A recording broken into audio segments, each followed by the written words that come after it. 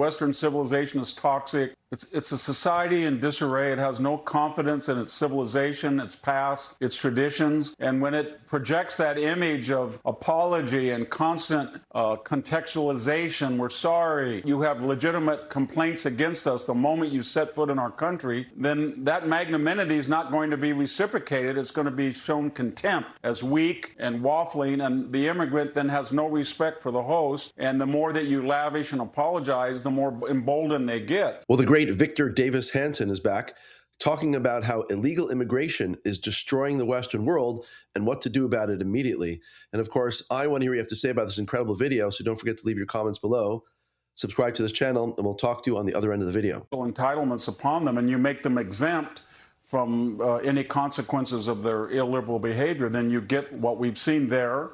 And we got to remember, Jesse, both in the United States and in Europe, especially the UK, we're 60 years, 3 generations from the Civil Rights Acts and their versions of them. So we've got 3 generations of people in their 40s, 50s, and 60s that grew up with reverse discrimination, and they didn't know anything about segregation or institutionalized racism. All they know is that their job opportunities were curtailed because there was this new idea of equality of result, where people, based on their skin color or ethnic origins or whether they're migrants or something, they had preferential treatment, and yet they were paying for the sins of prior generations. That's what they felt. And then finally, there was a class element to it. The elites crafted this system to bring in constituents dependent on state largesse, but they were never subject to the consequences of their own terrible ideology, because they had the money and the zip codes and the resources to protect themselves from that kind of violence that we saw. And they made it worse by insulting the white working class as if they're illiberal and Neanderthal, when they created the conditions and they were immune from them. And now they don't know what to do, because they realize it's blowing up in their face, both there and in the United States. Yeah, what kind of country, VDH? It was inevitable. What kind of country disarms their population and then brings foreigners in and hands them knives and then just says, have at it? It's a society in disarray. It has no confidence in its civilization, its past, its traditions. And when it projects that image of apology and constant contextualization, we're sorry, you have legitimate complaints against us the moment you set foot in our country, then that magnanimity is not going to be reciprocated. It's going to be shown contempt as weak and waffling, and the immigrant then has no respect for the host. And the more that you lavish and apologize, the more emboldened they get. So finally you get to the absurd where a person's in the street beheading somebody and screaming to the effect that, I'm beheading somebody, what are you going to do about it? And it was fun, and it was ironic, but you almost felt nobody was going to do something about it until finally somebody did. But I think we're reaching a boiling point, both in the United States and in Europe, where this idea that Western civilization is toxic, white privilege, white supremacy, all this, it's been, as I said, 3 generations from the idea that special preference based on race to make up and atone for past discrimination would give us an equality of result, and it didn't. And we need to get back to meritocracy, and if people do not want to participate, and then that's their problem. But I think immigration is going to be vastly reduced, both legal and, of course, illegal. Well, there he was, the great Victor Davis Hanson, talking about the destructive power of this massive illegal immigration for the last 40 years. It's happening in Western Europe. It's happening across the United States of America. The impact is ridiculously bad, because you see what's happening in Belfast. You see what happened in England, that poor boy Nowak. These 2 Sikhs were prompting this guy, fighting him, and then killing him with their dagger. One of the guys killed him with a dagger. He was bleeding to death. The police were called. They come in, and these Sikh guys faked their racism, and they told the officer that they were attacked racially, which was a lie. They then did not listen to Nowak, who was stabbed, I think, 5 or 6 times, bleeding to death. Instead of listening to him, his calls for help, they handcuffed this poor fellow, and he bled to death. He had cardiac arrest right in front of them. He died because of horrific DEI policies. Those police believed more the perpetrators than the victims. Imagine that. What would society take? What type of psychology would be necessary to invert logic and reality to the point where the police have this poor man bleeding to death? And as he's bleeding to death, instead of immediately giving him care, elevating his feet, stopping the wounds, stopping the bleeding, perhaps with a tourniquet, I'm not sure.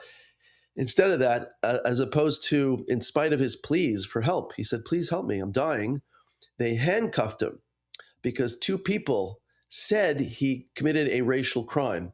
That's remarkable to me. That means there's not justice. That means there's not equal protection under the law. And that's what is happening in Western society today.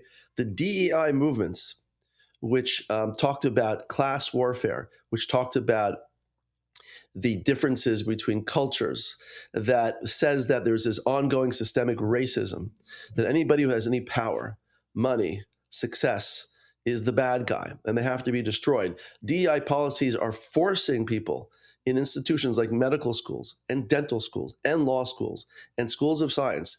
They're forcing them to take people that are not necessarily qualified to be the best of the best in the Western world. How does a society survive when it's collapsing? The reason a society survives is because it creates the best employees, the most successful work environment, and it's able to compete with communist China. It's able to compete with forces around the world which are moving much quicker than us.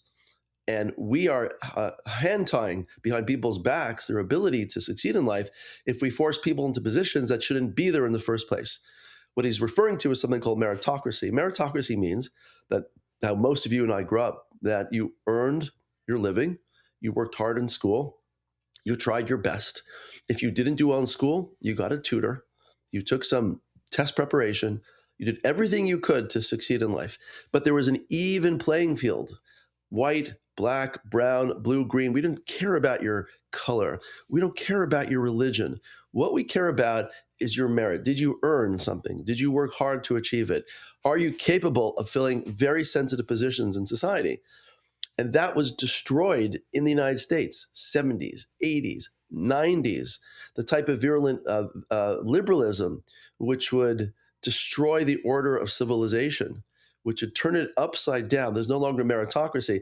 Imagine a meritocracy as like a pyramid. On the top of the pyramid, only the best succeed. Imagine flipping that down. The most average succeed. The best have a little chance of succeeding.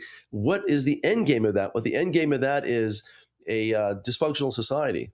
And what the end game of that, of course, is what we're seeing and happening in Europe today, where a young man like that, in England as well, a young man like that, 18 years old, his whole future is ahead of him. He gets unfairly accused of some racial slur, which he didn't make. They wanted his blood. They murdered him. That was actually absolute murder. He bled to death.